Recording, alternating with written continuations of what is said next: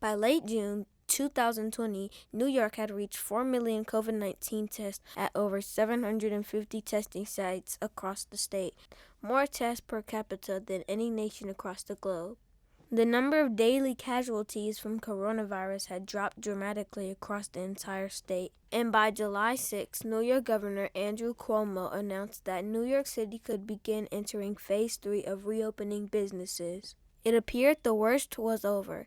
New York's recovery was considered a model of success. In Brooklyn, residents began to emerge from their homes to enjoy the sunny outdoors, this time wearing masks and while still practicing social distancing. So much had changed in such a short time. Who had they become? Now, on the other side of the storm, residents began to reflect on the lessons learned, society, health, vaccination, and of all things, the silver lining.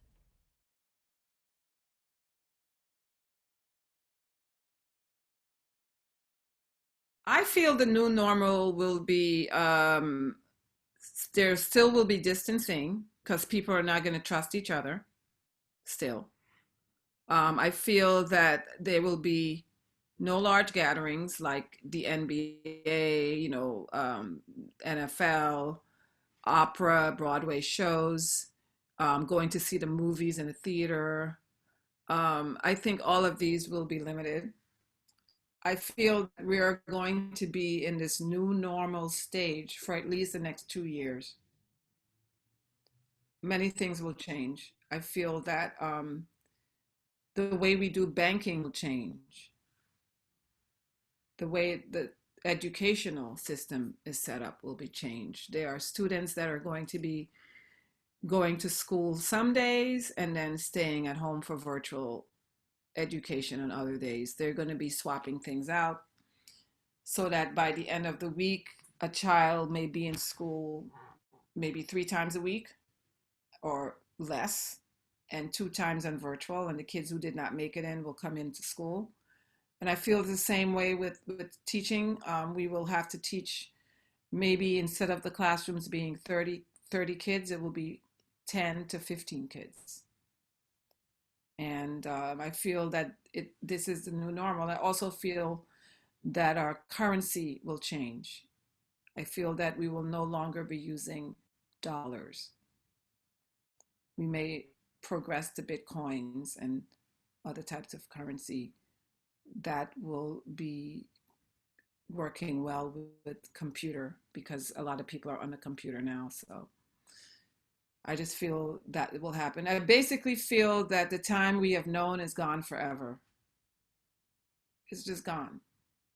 Maybe they'll put more restrictions on things and kind of control things a little bit more, like with the travel ban, with certain vaccines, maybe like with where you're getting your food from. You know, people might start paying more attention and stuff like that. Like I've stopped shopping at the groceries and I go to the farmers market on Saturdays. So I just get everything from there.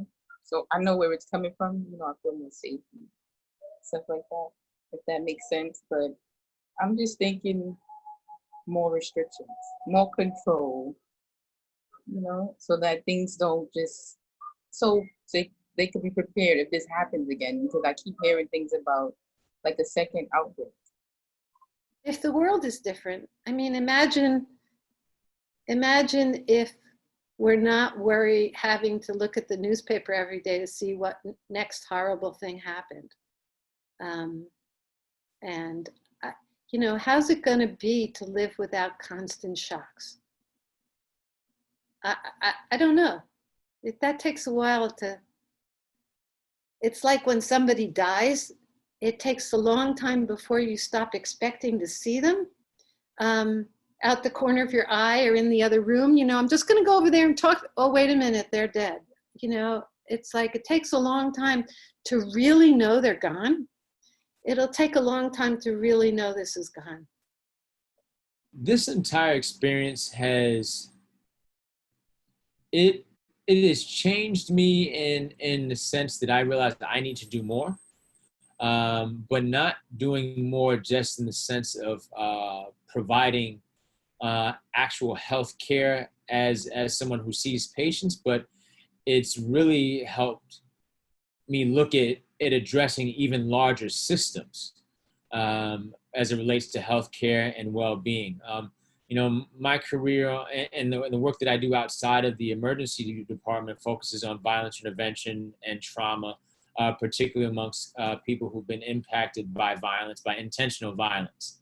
So I had already been looking at elements of our healthcare system that were lacking and needed support to improve the quality of care and ensure that the people in our community are going to be at their best. Now, the pandemic has opened up even larger elements and other social determinants that impact health and well-being that I need to address, but also ensuring that we have a more comprehensive team approach to address these issues.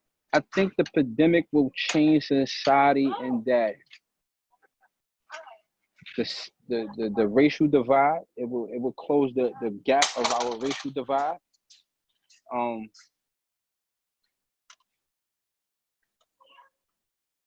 I think it would make people more attentive on how they treat others and how they deal with others.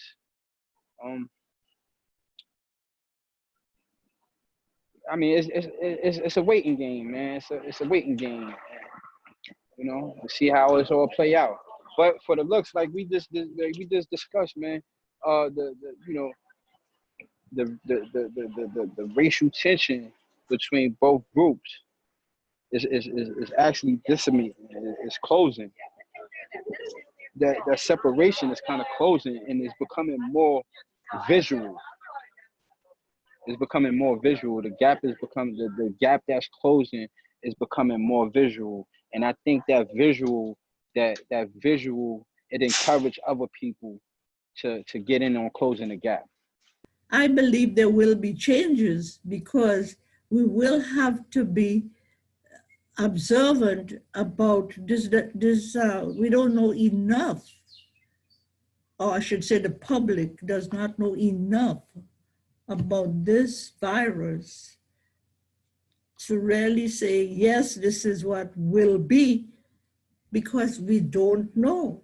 Because I read someplace that it's not a virus like the flu virus. It's a protein, and it spreads.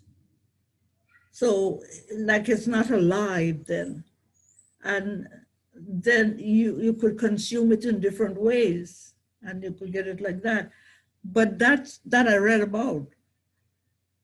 But who knows? Then they said it came from the cattle in China. But I do believe there will be changes, because you would see changes taking place already, especially with the schools and the computers. Praise the Lord, we have computers. I feel like I've been walking through a time machine a lot of the time. Like, with COVID, like, I turn to my right, I turn to my left. I did not just turn to my left and my right. I turn to my right and I turn to my left, and I see, like, a bunch of people, like, wearing masks and, like, hovering. And I'm just like, in my eyes, all I can see is this is history. Like, I can see this in the textbooks. I see these pictures, you see the COVID time. Sorry that we're shut down, or we're permanently closed. And I'm like, I feel like it's not even real. So it feels so surreal. It's like, this is not, it's real. Like, so I feel very,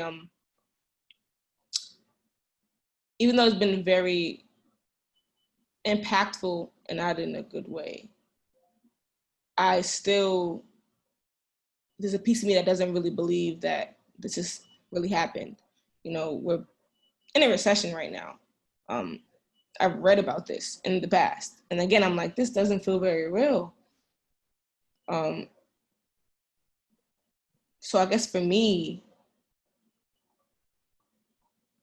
it's changed how I view the future and the present, how quickly things can change, which I was already aware of. But I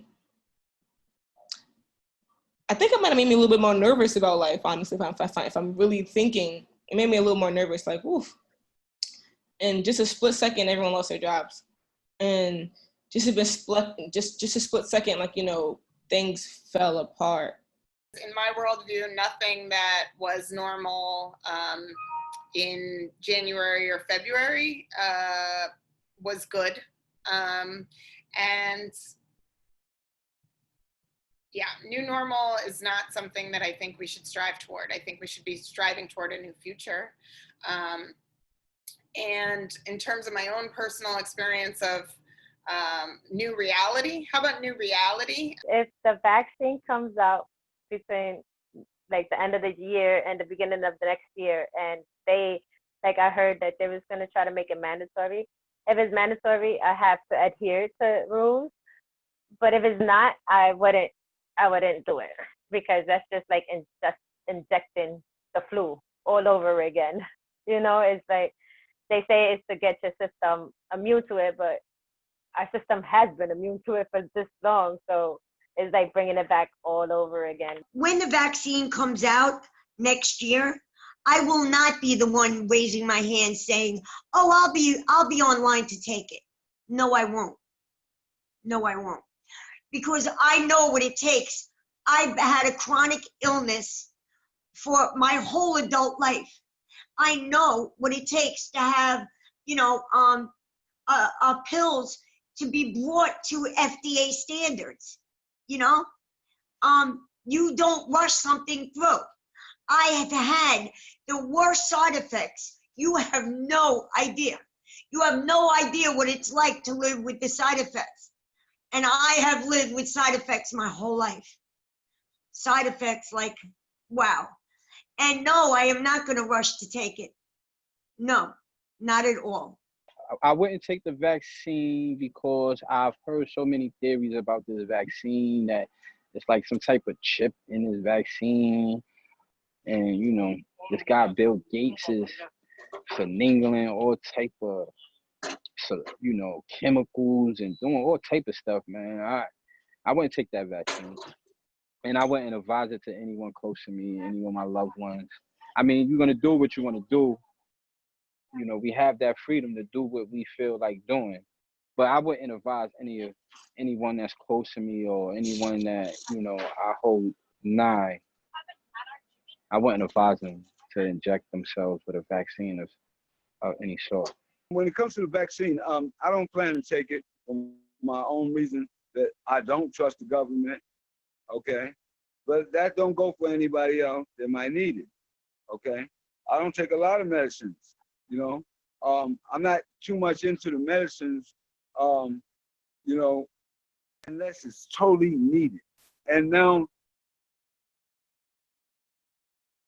I'm not gonna preempt no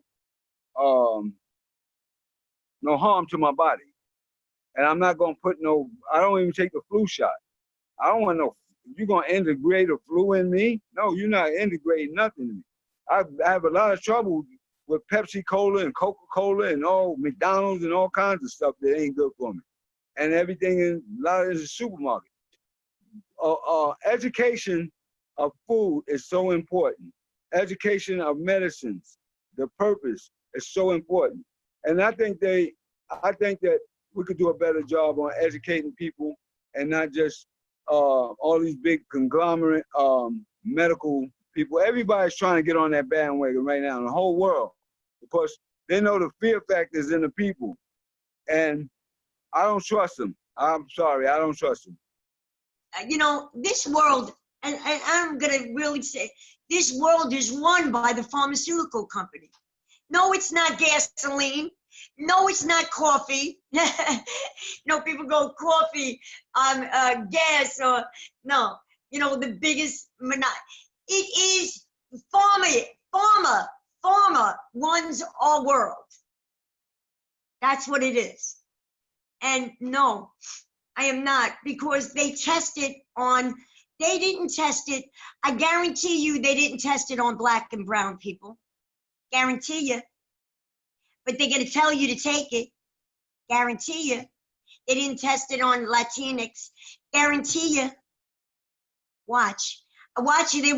There's not going to be a lot of women being tested, and they're going to say that. Listen, it's a rigged thing. They tested on they're going to say, oh, we had all these people tested. They're full of shit. They killed so many people with AZT, you have no clue. but they made us take it. They only tested it on gay white men, but they gave it to all of us. Okay? Yes. Yes.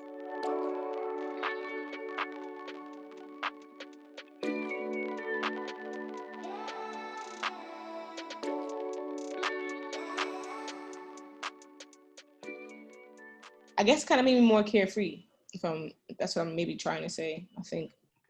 I think it made me more carefree because I'm like, I don't want to, during this, quarantine and this COVID business, I realized I don't want to put so much care into something that can just be snatched away from me.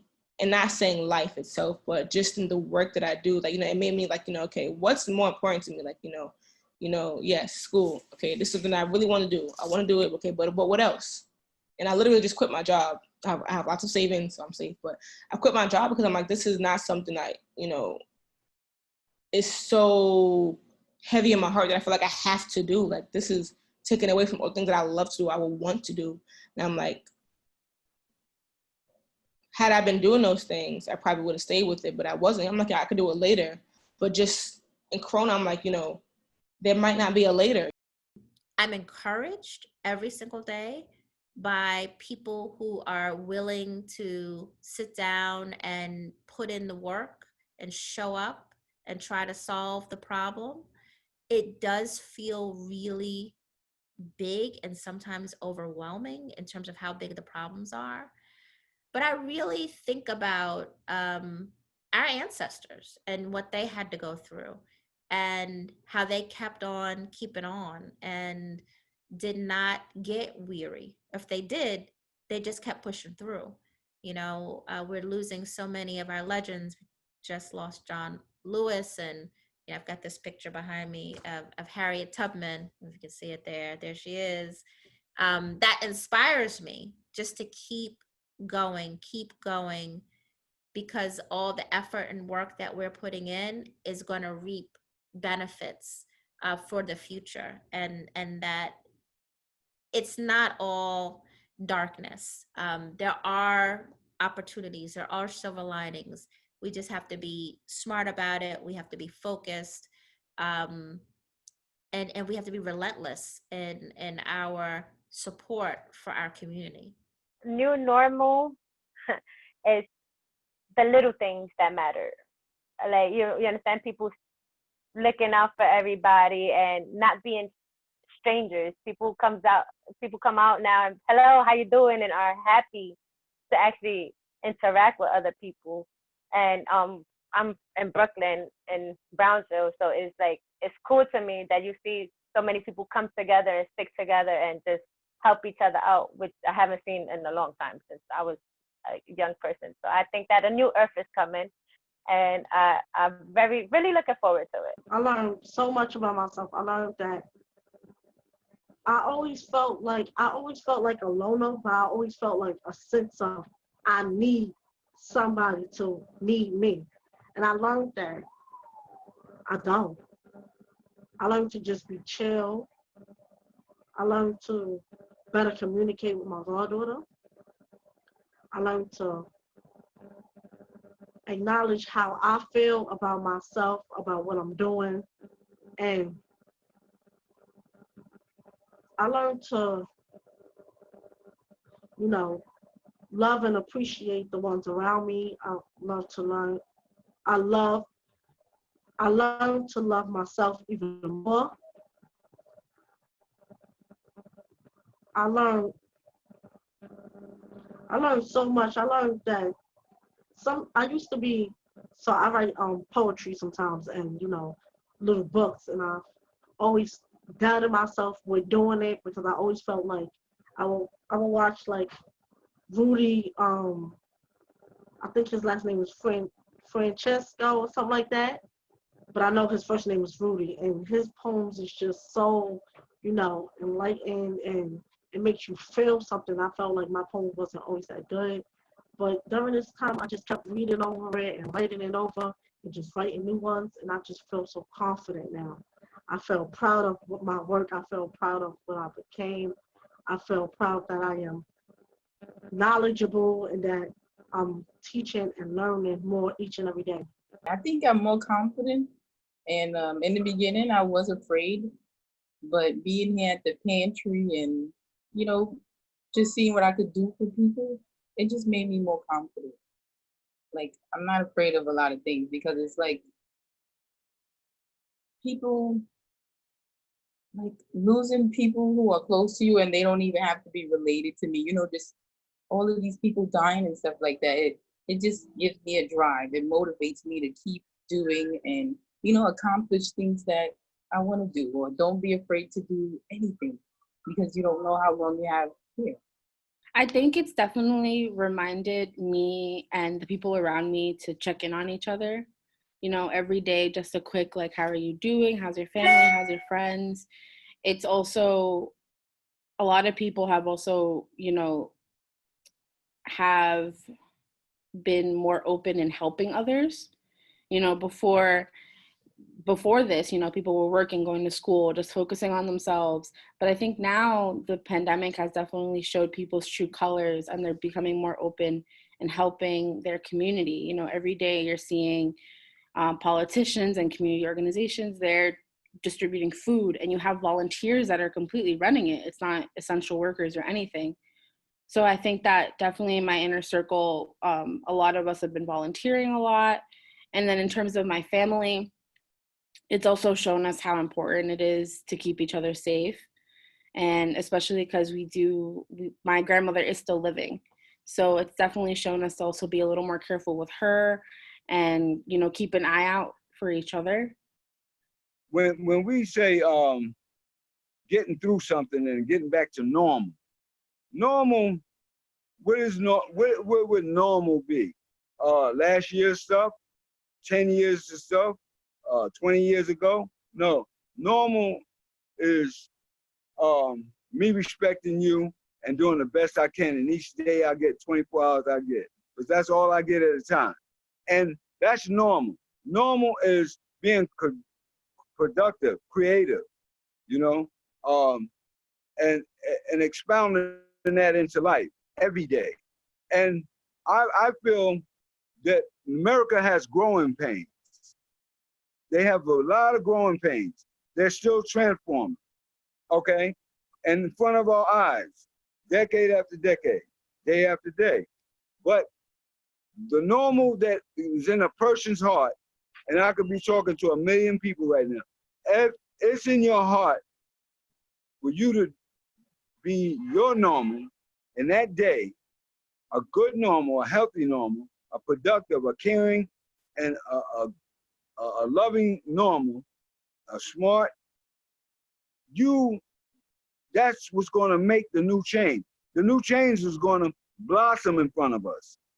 Nobody know it right now, but it's going to blossom because things die and they grow. Every season, new flowers come up. It blossoms in the newness.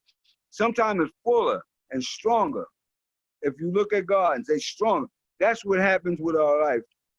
Mankind is going to go into greater heights. That we're destined for that. I am optimistic about pandemic world. Very. I think how this pandemic has changed our society has, I think it's brought families, I think it's brought a lot of families together, actually, you know, it's made people go introspect, like, it's made people find their creativity. If you were smart, like for me, it's made me look at my life and say, what do I want?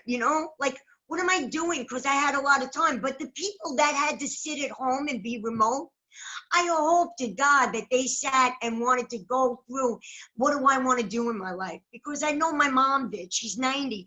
And she went through and started to do all these things she hadn't done. She pulled back out the sewing machine, and she has a sewing room, but she did all these other things. I've seen people pick up painting again, and people pick up this again. And I think that that's what it's done for a lot of people. People picked up baking again, and people picked up all kinds of, it made people find the gifts that God gave them. you know, that they had left behind years ago because they got so busy with work. I think society has already changed. We've already learned how to, people, elderlies that I know, and I call them elderlies, but the people who are, 60 and above, even 50 and above, but 60 and above, who never wanted to deal with computers, never wanted to deal with social media, never wanted to, learn how to deal with money in that way. They've been forced to do it. They've been forced to get on Zoom. They've been forced to learn about Cash App. People are, oh, no, just give me my money. No, so now they've learned how to do these things. And I laugh. I'm like, oh, now you know how to get on Zoom and all the other things and check in on Facebook to see what's happening. So that's a big change. People are learning how to be home, cook more, learn about, I have friends that have learned how to grow their own food. They're very good at it now. They grow their own food in their backyards.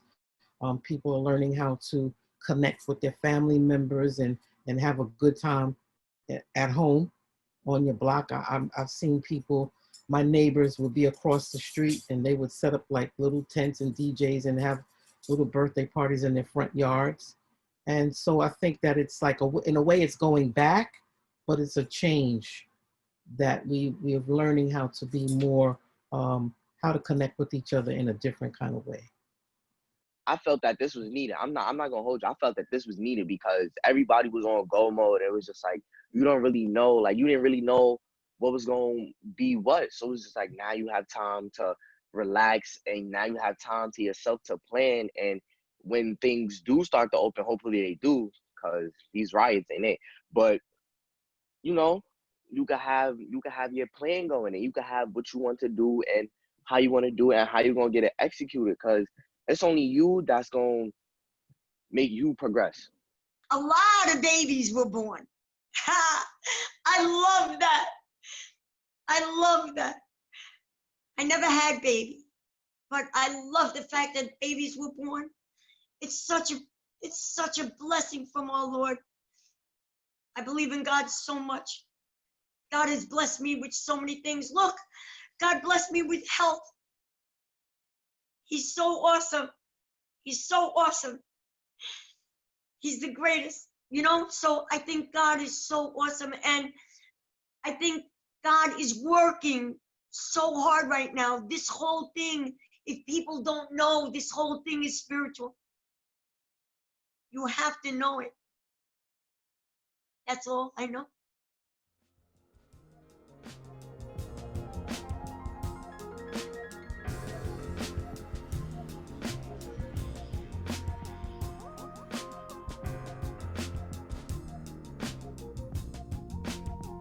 The COVID-19 Writers Project was made possible thanks to the support of BK Reader, Brooklyn Community Foundation, National Geographic Society, and the Pulitzer Center.